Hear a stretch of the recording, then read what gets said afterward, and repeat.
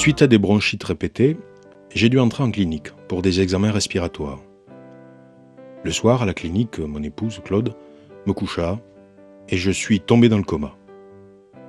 Je me suis réveillé en réanimation. Le docteur Arpaillange, lors de sa visite quotidienne, m'a proposé la trachéotomie pour une meilleure capacité respiratoire et supprimer toutes les contraintes du masque. Bien avant mon hospitalisation, on avait abordé avec Claude ce problème de trachéo. Malgré la lourdeur que représente la prise en charge, elle me laisse le choix. Elle dit qu'elle s'adaptera.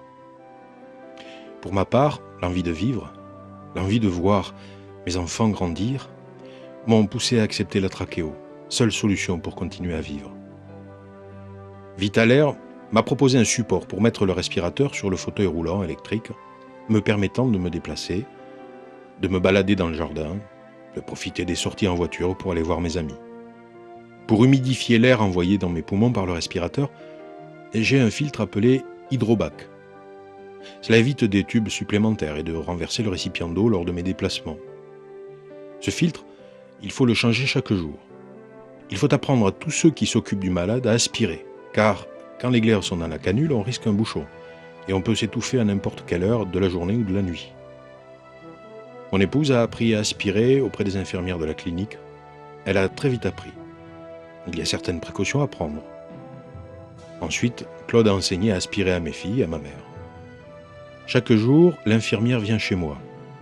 Elle désinfecte le tour de la canule qui est en contact avec la peau. Elle me change la gaze métalline pour que ce soit plus propre. Elle dégonfle le ballonnet pour décrocher les glaires qui sont dessus. Elle remplace la canule interne par une autre propre. Elle regonfle le ballonnet. Le chirurgien vient à la maison me changer l'ensemble de la canule environ tous les 2 mois. Concernant le nursing de l'infirmière, qui consiste à dégonfler quotidiennement le ballonnet, je vous précise que c'est une précaution très importante pour laisser respirer pendant quelques minutes la muqueuse trachéale au contact du ballonnet, plus que pour laisser descendre les glaires qui constituent la colonne salivaire au-dessus de la canule. Aujourd'hui, en dépit des jours difficiles, je suis content d'avoir choisi la trachéotomie.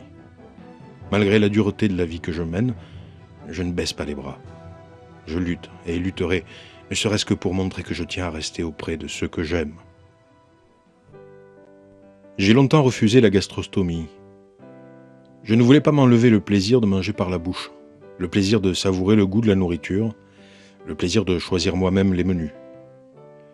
Manger, boire, me demandait de jour en jour beaucoup d'efforts, surtout pour déglutir.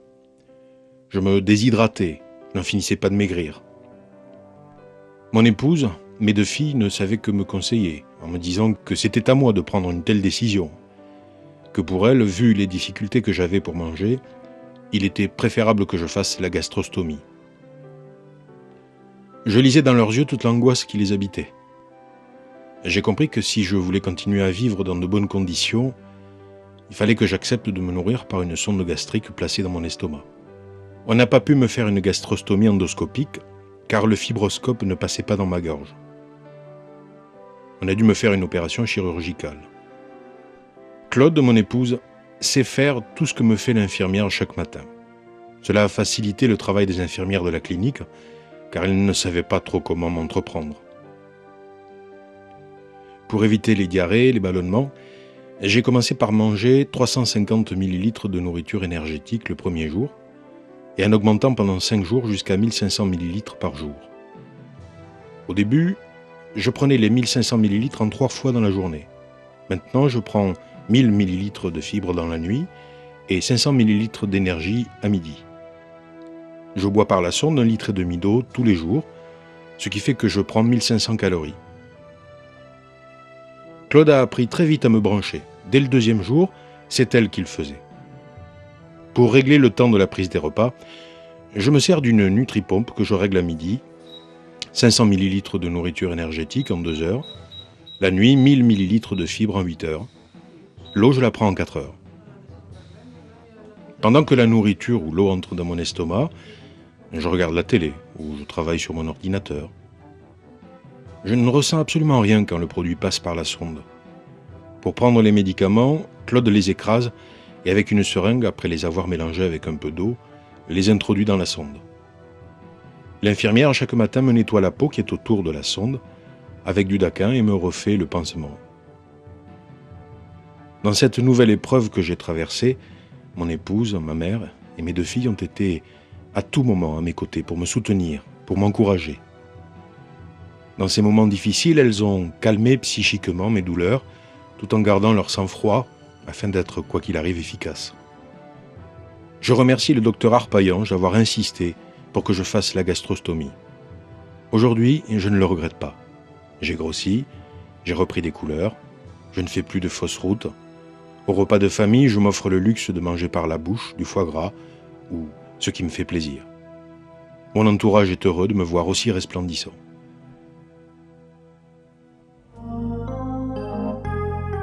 La première association vers laquelle je me suis dirigé, c'est l'APF. J'ai eu beaucoup de chance de rencontrer une assistante sociale très compétente. Grâce à elle, je n'ai eu aucun problème pour obtenir les différentes aides et indemnités dans les délais. En septembre 1995, nom du docteur Camus, je me suis décidé à créer une antenne ARS en Languedoc-Roussillon. Avec Nathalie, ma secrétaire, et Rosemarie, ma belle-sœur, qui s'occupe de la permanence téléphonique, nous essayons d'écouter, de renseigner et d'orienter les malades et leurs familles.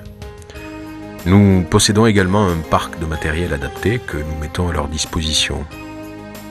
Pour informer sur la maladie, nous organisons des conférences et participons aux divers forums associatifs.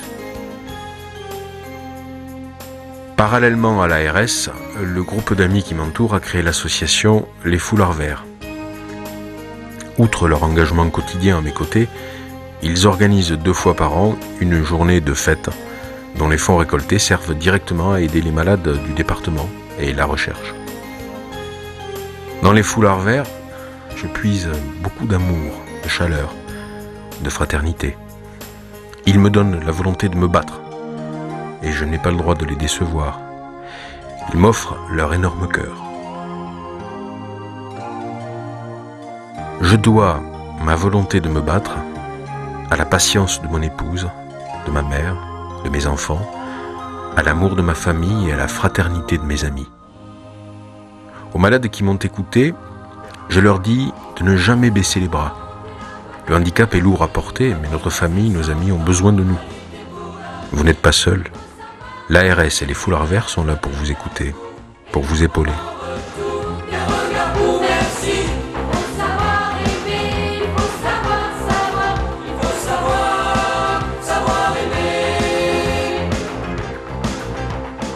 Merci à tous ceux qui œuvrent pour que cette maladie soit mieux connue et reconnue.